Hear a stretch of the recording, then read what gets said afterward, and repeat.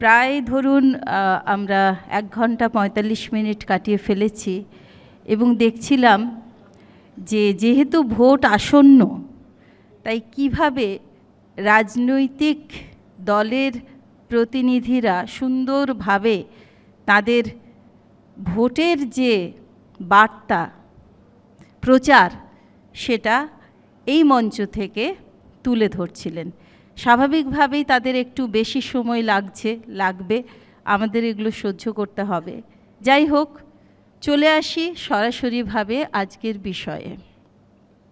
না, আমি অন্তত এই যে শেষ লাইনটি আপনারা দিয়েছেন, এবার কি খুলে যাবে সুষ্ঠু ভোটের পথ, আমি অন্তত খুব একটা আশাবাদী নই।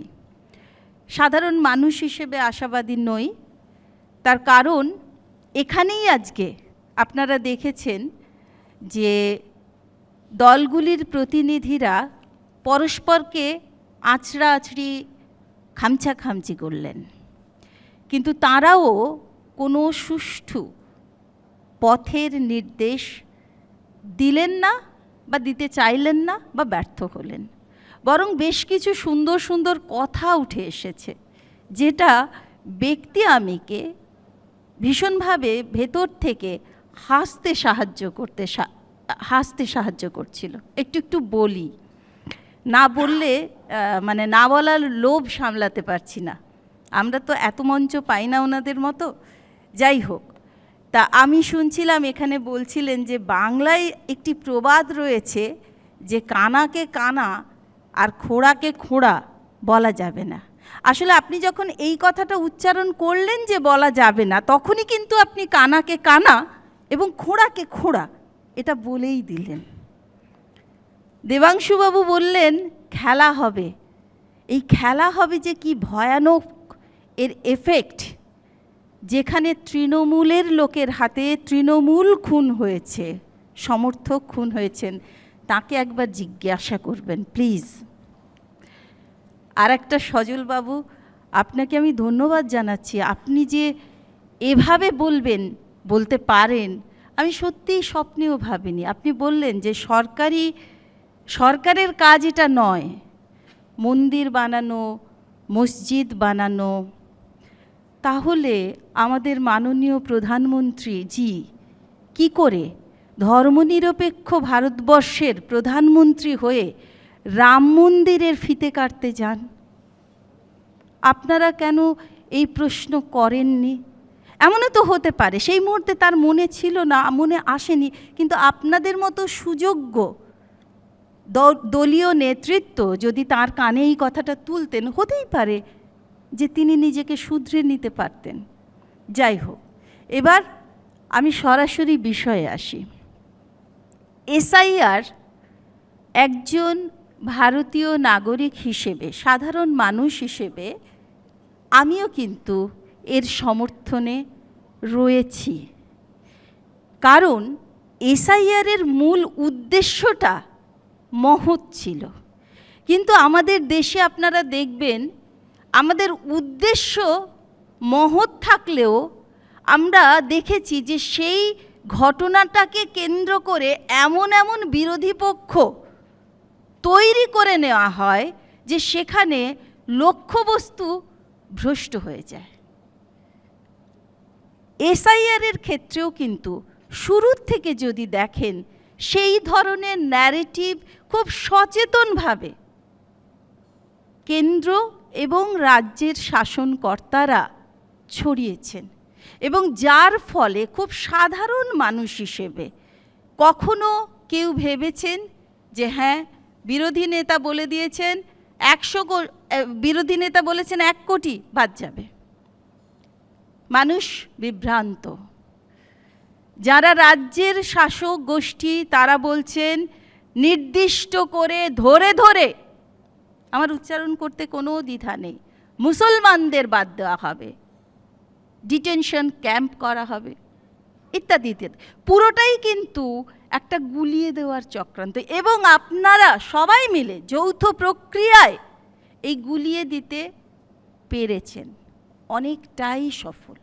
অন্তত আজকে যে সুপ্রিম কোর্ট বলছেন, যা যা করছেন, সেটা কিন্তু আমাদের এই যে ধারণা, সেই ধারণাটাকেই সত্য বলে প্রতিষ্ঠিত করছে।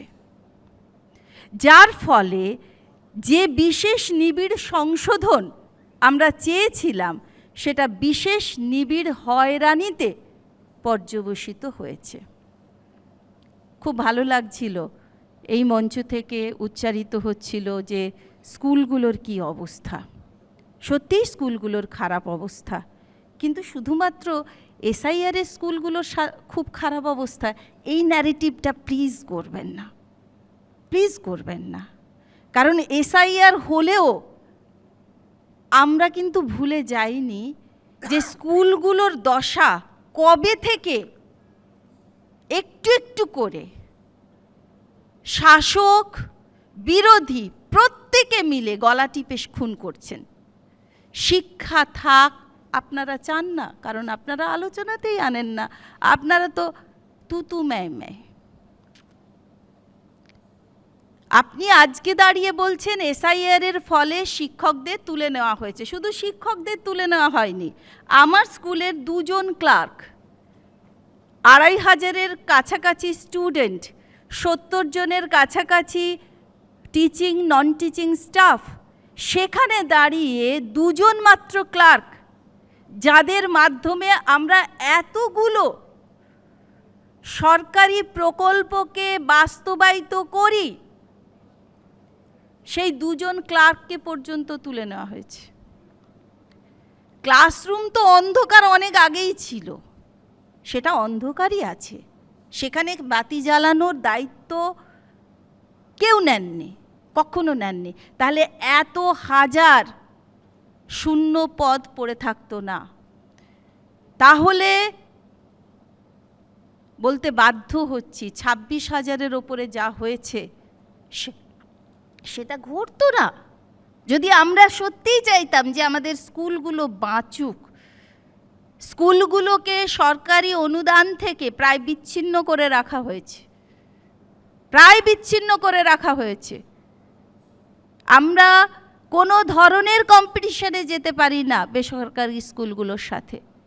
বেসরকারি স্কুলগুলোর যে ফিজ স্ট্রাকচার রয়েছে, সেখানে আপনারা কখনো চেষ্টা করেছেন একটা নির্দিষ্ট কিছু আনার? কিন্তু আমাদেরটাকে করেছেন। পরিবর্তন তো অনেক কিছু হয়েছে, কিন্তু এগুলোর জন্য আজ যারা খুব দরদ দেখাচ্ছেন, তারা কিন্তু সত্যিকারের আমার মনে হয় বিষয়গুলোতে যেতে চাইছেন না। এই দরদ দেখানোর মধ্যেও রাজনৈতিক অভিসন্ধি রয়েছে, এর বাইরে আমরা কিছু ভাবতে পারছি না। যাই হোক, শিক্ষা চাপা থাক, স্বাস্থ্য চাপা থাক, কর্মসংস্থানের প্রশ্ন চাপা থাক, শুধু এসআইআরটা চলুক।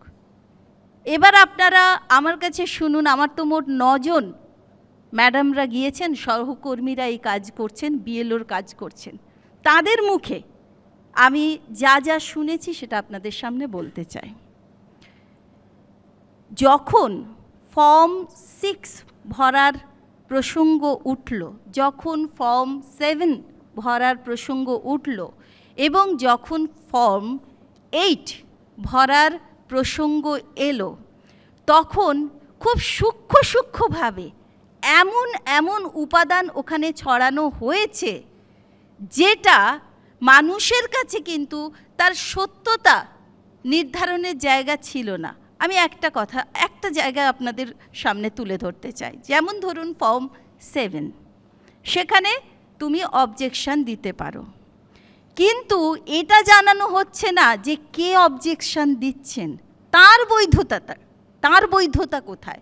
এমনকি সেখানে যে ঠিকানাটা দেওয়া হতো, সেই ঠিকানাটাও প্রায় অস্তিত্বহীন একটা ঠিকানা।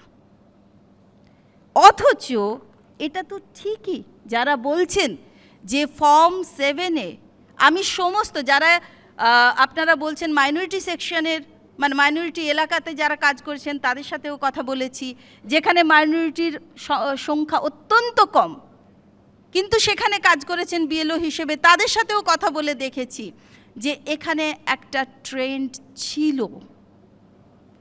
যেটা আমাদের রাজ্যের শাসককুল বলছেন এখানে একটা ট্রেন্ড ছিল, এটা মিথ্যা নয়। কেন থাকবে? থাকবে কেন? আপনি যদি স্বচ্ছতার মাধ্যমেই এগোতে চান তাহলে থাকবে কেন? শুধু তাই নয়, বিএলও যারা ছিলেন তারা যেহেতু সরাসরিভাবে মানুষের সাথে তাদের যোগাযোগ ছিল, তাদের ফোন নাম্বারটাকে এমনভাবে ব্যবহার করা হয়েছে যে বিএলওদের জীবন, ব্যক্তিগত জীবন প্রায় ওষ্ঠাগত প্রাণ হয়েছে। কেন?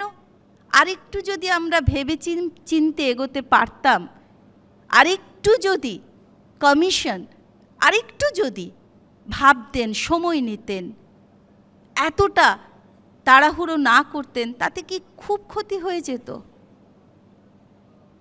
কারণ এখানে মানুষের কথা ভাবা মূল উদ্দেশ্য নয়। এরপর আসি, আপনারা অনেকেই বলেছেন এই সব কথা, কিন্তু আজকের আনন্দবাজার পত্রিকাটার প্রথম পৃষ্ঠাটা যদি আপনারা দেখেন, যে যারা নতুনভাবে সুপ্রিম কোর্টের অর্ডারে এই যে প্রায় 60 লক্ষ নথি যাচাই করবেন, সেখানে তাদের 326 ধারাকে এন্ট্রি মানে সামনে রেখে করার কথা বলা হয়েছে। অনেকেই সাধারণ মানুষ মনে করছিলেন যে এই যে এসআইআর, আসলে এটা পেছনের রাস্তা দিয়ে নাগরিকত্ব যাচাইয়ের একটা প্রসেস হিসেবে ব্যবহার করতে চাইছে, এবং আজকে এটা প্রমাণিত যে এটা হচ্ছে। কিন্তু কথা বা নিয়ম তো অন্য কথা বলে। কমিশন কি নাগরিকত্ব যাচাইয়ের কাজ করতে পারেন, নাকি সেটা স্বরাষ্ট্র দপ্তরের অধীনে থাকবে? তাহলে এই যে গুলিয়ে দেওয়া হচ্ছে, এগুলো কেন হবে? আর আপনাদের এই মঞ্চ থেকে এখানে যারা বিজেপির প্রতিনিধিত্ব করছেন তাদের বলবো, আপনারা সম্মান না দেখাতে পারেন মানুষকে, অপমান করবেন না। প্রত্যেক মুহূর্তে আপনারা একটি নির্দিষ্ট জাতিকে, একটি নির্দিষ্ট সম্প্রদায়কে প্রত্যেক মুহূর্তে আপনারা তাদের তিলে তিলে বুঝিয়ে দেন, অপমানের ভেতর দিয়ে, মির্জাফর ইত্যাদি ইত্যাদি শব্দবন্ধের মধ্য দিয়ে, যে তারা কতটা অসৎ। তার মধ্যে আপনিও কিন্তু আছেন। এটা প্লিজ করবেন না। অন্তত যে নিরপেক্ষ ধর্মনিরপেক্ষ ভারতবর্ষের জন্য আমরা মাথা উঁচু করে থাকি, আমরা আমাদের মধ্যে একটা আলাদা অস্মিতা জেগে ওঠে, সেটাকে আপনারা এভাবে নষ্ট করবেন না। আপনাদের সমস্ত রোখ দেখা যায় যে একটি নির্দিষ্ট সম্প্রদায়ের জন্য। কেন? কেন? আমার তো মনে হয় যে যখন আপনার অভয়ের মা কাঁদেন আর যখন তমন্নার মা কাঁদেন, আমরা তো কই ভাবতে যাই না যে কার মায়ের কান্নাটা কতটা মিষ্টি, কতটা নোনতা। আপনারা কেন এত বিভাজন, এত এত একটা সম্প্রদায়ের প্রতি মনের মধ্যে এত ক্ষোভ? আমরা পাশাপাশি থাকলাম কিন্তু কোনো দিন পরস্পরকে ভালোবাসতে পারলাম না, শুধুমাত্র এই রাজনৈতিক তরজার জন্য। আমার মনে হয় 26-এ দাঁড়িয়ে যে ভারতবর্ষের স্বপ্ন আমরা অন্তত দেখি, আমরা বাচ্চাদের দেখানোর চেষ্টা করি, সেখানে দাঁড়িয়ে এইগুলো প্লিজ বন্ধ করুন। তার থেকে কর্মের কথা হোক, কাজের দাবির কথা হোক, তার থেকে এই ভোটে আসুন আরও ভীষণ সুন্দরভাবে আমরা যাতে আমাদের স্বাস্থ্য ব্যবস্থাকে ঢেলে সাজাতে পারি। ভুল যেটা হয়ে গেছে হয়ে গেছে, কিন্তু সেখান থেকে তো আমাদের এগোতে হবে। আমাদের শিক্ষাকে আবার নতুন করে আমরা কিছু ভাবি। আসুন, আমার মনে হয় সেদিনই কিন্তু আপনারাও সত্যি সত্যি ভারতবর্ষের ভালোবাসার মানুষের পাত্র হতে পারবেন, আর আমরাও আপনাদের প্রতি আর চোখে তাকাবো না। বিশ্বাসের জমিটা বোধহয় তখনই আরও মজবুত হবে। সবাই ভালো থাকবেন। নমস্কার। ধন্যবাদ মোনালিসাদি। বিশেষ করে ধন্যবাদ বিশেষ নিবিড় সংশোধন, বিশেষ নিবিড় হয়রানিতে পরিণত হয়েছে এই শব্দবন্ধ ব্যবহারের জন্য। এবিপি আনন্দ, এগিয়ে থাকে, এগিয়ে রাখে।